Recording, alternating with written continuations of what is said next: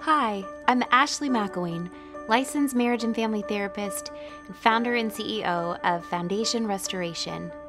Welcome to Foundation Restoration's Real Talk podcast, where you'll find real people discussing real issues while offering real help at the intersection of clinical expertise and a biblical perspective. We're so glad you've joined us.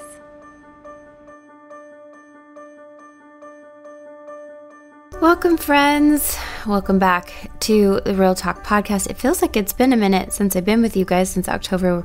October was a longer month, so instead of it feeling like every other week that I was doing these, it's the first and third Monday of each month, and so with that extra Monday in there, it's been a little bit of a longer break since we've been together, but I'm so glad that we are connected again. So welcome back. I hope you guys are having a wonderful fall season. It's hard to believe it's November. The end of the year is rapidly upon us, and as are the holidays just around the corner.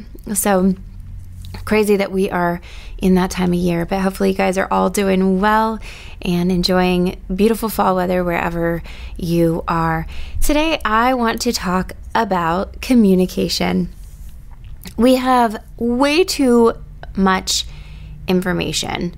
Just in our day-to-day life, we are inundated with information. It's not a coincidence that we live in a world with more information than ever, but people who are lonelier than ever. Statistics show people feel lonelier and more isolated than ever. We're exposed to more information and messaging than ever before. Everywhere we turn, there's more information coming at us, but communication is not just about being informed. Social media has created a flooding of information about people, about stuff, about circumstances, things going on, but all of which are largely empty and unfulfilling, and sometimes even just straight up false.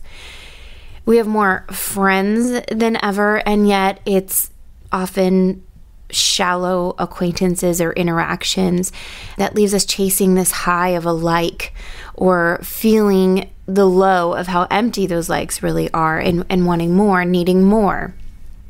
We can easily find ourselves comparing our life to those around us, but it's all under false pretenses.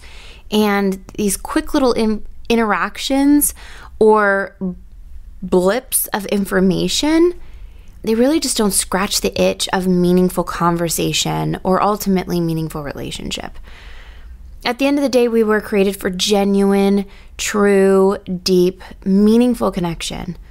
And connection comes in the context of meaningful relationships. And relationships yield connection through meaningful communication. So let's dive in to talking about communication. One of the biggest challenges and hindrances to relationships I see daily in the work I do as a licensed marriage and family therapist is a failed understanding of the significance, importance, and purpose of communication. It's not simply about how to communicate, but rather why we communicate. If you know me, and hopefully by now, if you've been listening to our podcast, you know I am just so big on our why. And so the asking how to communicate is one aspect, but really it's why do we communicate? The quick and easy answer to this is that the why behind communication is connection, especially when we're talking about meaningful relationships. And this is something that I think a lot of people miss. They miss that communication is not just the conveying of information, that it is a means of connecting with another human being. If we want a strong, healthy, intimate, thriving, growing relationship with someone, we simply must understand that our communication has to be with the intent of connecting with the other person. Obviously, in my work and working with couples, where I see many couples fail is that there's often one spouse who misses the why of communication and views it from the framework of get to the point. They view communication as being very directive and informational only. Again, it's that conveying of information. I'm here just to let you know X, Y, and Z. Now we move on. And it is very much, let's get to the point, almost like a soldier in the military simply receiving their orders to complete the mission and the task at hand. Communication for these people is it's merely a vehicle for conveying facts and information. It's about getting the job done. But when we focus on get to the point, we miss the point of why we communicate, especially with those we love. The mission of communication must be to better understand the person we are communicating with and to also seek to be understood. So we're trying to understand, but we're also trying to be understood. And in that meaningful communication, we are developing an understanding of who somebody is and also letting somebody understand who we are. When we share our hearts, our thoughts, and feelings with someone, it draws them into us and who we are. Perhaps this is why God loves prayer. He talks about pray without ceasing. He wants to communicate with us in an intimate way. He wants to speak to us through His word, and He wants to hear from us in our prayers. I love the passage of Matthew 6:6 where we're told, "But when you pray, go into your room, close the door, and pray to your Father who is unseen. Then your Father who sees what is done in secret will reward you." There's intimacy to this kind of praying. I just love that. Go into your room, close the door, pray to your Father. I love the picture and the portrait of intimacy in that passage of what God is asking us and inviting us into in our communication with Him. And to me, this shows God doesn't want us just to recite information to Him. Hey God, here's a laundry list of all the things that have been going on. Here's my list of needs. And so yeah, thanks. Get back to me. Let me know when you've taken care of this. No, it shows that God wants to actually spend time with us and for us to spend time with Him, pouring out our hearts in a genuine, raw, intimate way where we leave feeling more connected with Him and Him with us. Again, I think our prayer is really meant to be a way of connecting with our Heavenly Father. And I think that's what He desires for us in our communication with others. And now listen, there is a time and a place for quick conversations and the transference of information. I get that. Sometimes it's just get to the point. What do we need to know? Hey, here. Okay, great. All right. But I think that we have just very much erred on the side of that becoming the status quo. And that just can't be the case if we hope to grow close to someone. And again, I think that a lot of the life that we live and the things around us with social media, with texting, right? It used to be you had to call somebody, you had to talk. And granted, I am not a phone person. If you know me, I am probably not going to be giving you a call and chatting for a long time. Partly that's just my life. I don't have a lot of time for that. However, I will say it is a bit of a lost art. And we have lost something in having cell phones where we can just shoot a quick message or text.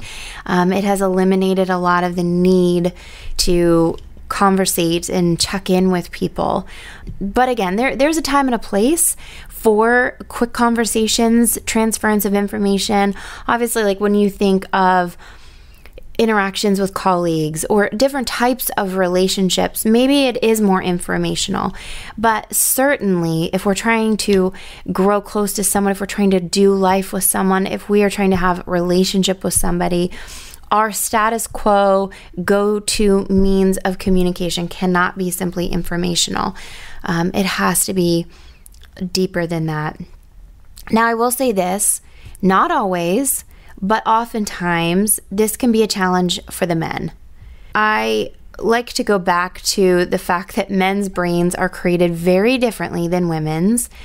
Typically, we see, our brain has two hemispheres, our left and right hemispheres, and the way that it works is that men's brains those two hemispheres are not as connected to one another. There's not as many connections transferring information and communicating between those two hemispheres. And thus, that's where we find that men can typically present as more logical. They're more about compartmentalization and reasoning in how they think about things. A lot of times, for women, a perfect example of that, men versus women, we see you could be sitting watching a television show and the man is watching the television show, and that sparks, a woman may say, oh, you know what? That reminds me, Bob, our kid, has a project due tomorrow at school, and it's on, football teams and how the mechanics of footballs. And did I tell you that yesterday I was talking to Carrie and she was telling me, oh, and then don't let me forget to, right? Like women, typically one thing, the red jersey reminded them of their favorite team and their favorite football team, which then led them to remember a project, which there's a lot of connections. Whereas for men, if they're watching a television show, they're watching a television show. Again, these are all spectrums, these are generalities, but this is what we see with the neuroscience of watching men's brains versus women's brains. Men, typically, those two hemispheres are not interacting as much, and so therefore we see much more logical progression, compartmentalization, and reasoning to how men are thinking about things. There's not as much integration, it's not as attached to feelings. And so obviously this plays out in how things are communicated, what things are communicated, and men can often really side on that. Let's get to the point. What's the problem? Let's find the solution. Okay, moving on. They don't agonize over things the way that women do often, because again, once they leave that compartment, they're now focused on the new compartment and they're not integrating it with what happened in the previous compartment. And again, like I said, men often don't attach feelings to their information, which facilitates more of that get to the point. So again, spectrum here, and not everybody. I've worked with a lot of couples where the woman is the more logical, get to the point person in the communication, and the husband is looking for the more emotional, deep connection through communication. But this is what we typically see, and it goes back to the hemispheres, whereas women, their brains, their two hemispheres are much more interconnected and integrated. They are communicating to one another, and so feelings are attached to a lot of the things they're saying. And it isn't very compartmentalized. Everything's integrated. So while I'm washing the dishes, I'm thinking about the school project. I'm also wondering how a family member is doing. I'm remembering that I didn't communicate with a friend when I said I was supposed to. Oh, next week I have to get that. Like women, that's our brains. Like they're always going, one thing leads to the next thing, leads to the next thing. It's almost like people when if you're sitting there scrolling, you kind of get in this, you watch one meme and it leads to another meme into another meme, and the next thing you know, you're in this rabbit hole and you're like, how did I get here? How did I spend this much time? I don't even understand how I arrived, but it's like, and I really think that social media, YouTube, those things really play to that part of our brains that can get easily, one thing leads to the next thing, leads to the next thing, leads to the next thing, and before we know it, we don't even know where we started. But so for women, this means that when typically women communicate, they're kind of the Sunday drivers of communication. They're looking at it through the lens of a journey, and they naturally are looking more for connection, for understanding. Again, they're viewing it more of a journey instead of a destination, whereas men can often look at it more as a destination versus a journey, which obviously causes friction. But what I will say, there's lots of cases where I've seen this reversed. What I would say is, while this is the typical paradigm, I would say even more typical is just that there is one spouse who's kind of the talker, who desires to connect through communication, and there's usually one spouse who views it as much more informational, get to the point. And so that's just something worth noting. And here's the thing that needs to be understood. Communication is the conduit that brings life to a relationship. I like to think of it like the veins in our body, right? They transport the life-giving blood, the oxygenated blood from the heart to the rest of the body. as well as taking the struggling blood or the less oxygenated blood back to the heart so that it can get filled up again. It can get oxygenated again. And so communication is very similar to this in that it helps pump life into a relationship while also removing some of the dead and struggling parts. It breathes life into a relationship as you share what's on your heart and mind, your life experiences, your memories, fears, hopes, dreams, interests.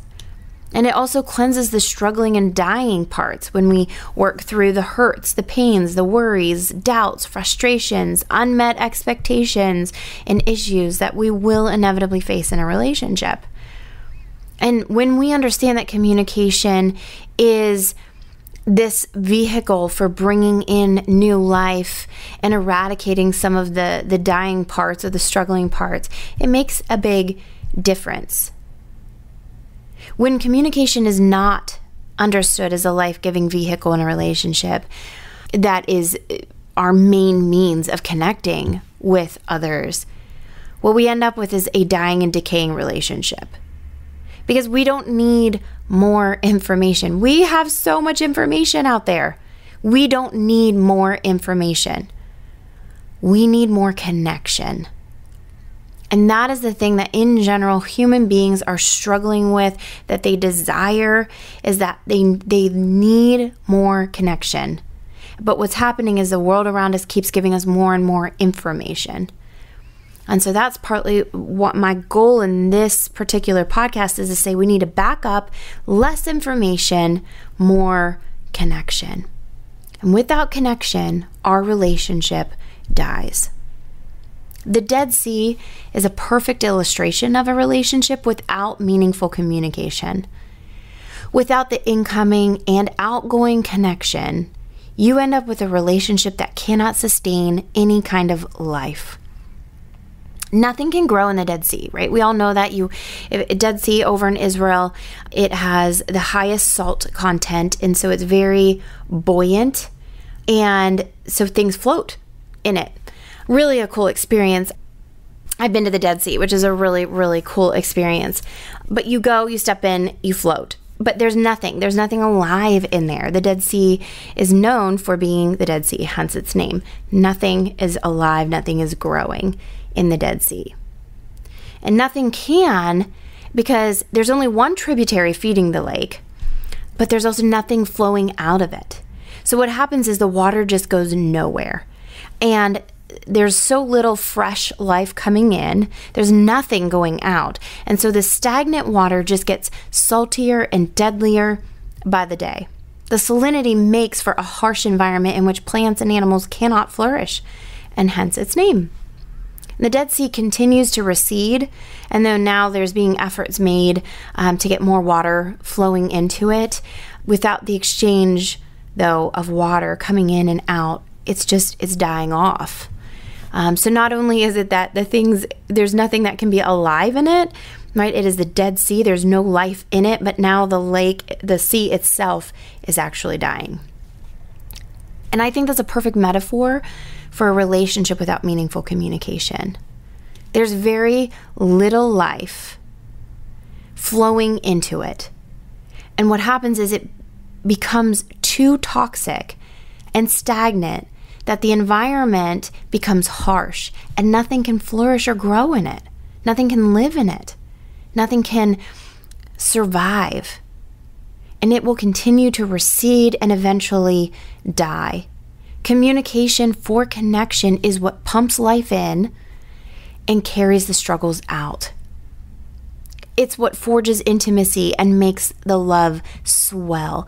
It's what builds a safety and a bond that can't be broken.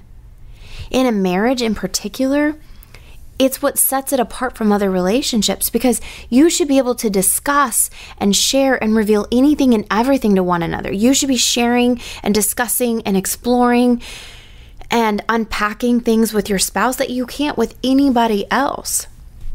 That's what forges such a deep intimacy and bond and safety and connection that is like nothing else.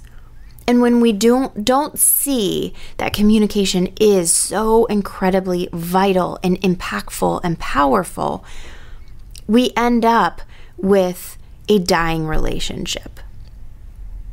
Communication for connection is a lost art.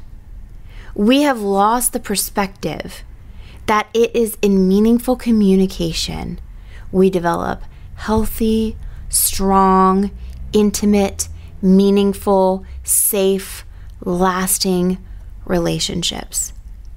If the God of all creation felt the need to communicate with us on an ongoing, intimate way, and if he created a means for us to communicate with him in a meaningful, intimate way, right? He wants it to be a two-way street where he's speaking to us, we are sharing with him. And why would we not value the significance of communication, meaningful communication for connection in our own lives? There is great power, life-giving power in our words, far beyond what I think any of us really understand. God spoke the world into existence and tells us there is the power of life and death in our tongue, Proverbs 18:21. We must understand that communication is important. What we say, how we say it, who we say it to, it all matters. And when we think communication is merely a conveying of information, a get to the point, where are we going here? Let's get to the destination. We miss out on the journey to connect with another person. And particularly in a marriage or an intimate relationship, that is a death sentence. We must be searching for deeper, getting to know one another on a more intimate level, creating an unbreakable bond and safety in the relationship, bringing new life in. Carrying out the toxic, carrying out the decaying, bringing fresh life. Communication matters. It is so important, which is why today I'm kicking off an entire series on communication. So be prepared. We're going to continue on this topic over the next few podcasts as we unpack, tease out communication, how to improve our communication, things that hinder our communication, and just all the things related to having meaningful communication that creates connection. I'm so excited about it, and I hope that you will join me on this journey of learning how to have more meaningful communication that forges connection. Because I don't know about you, but I need it. So looking forward to it. I hope you guys will join me as we dive into this series. Well, friends, this concludes this episode of the Real Talk podcast. Thank you so much for joining us. We're so glad you did. Remember, you were handcrafted by God, are dearly loved, and greatly needed in this world. We look forward to seeing you back here next time. Thank you for joining us for another episode of Real Talk. To stay connected, follow Foundation Restoration on Instagram and Facebook at FND Restoration, or visit us at www.foundationrestoration.org for more information. If you've enjoyed this podcast, please make sure to follow or subscribe and to leave us a 5-star review so more people can find our show. Foundation Restoration is a 501c3 nonprofit ministry that believes marriage is the heartbeat of society and exists to equip, strengthen, and restore marriages through clinical expertise and a biblical perspective. Please consider supporting our ministry with a tax-deductible donation at www.foundationrestoration.org. Your gift makes programs like this possible. Thank you for your generosity and partnership.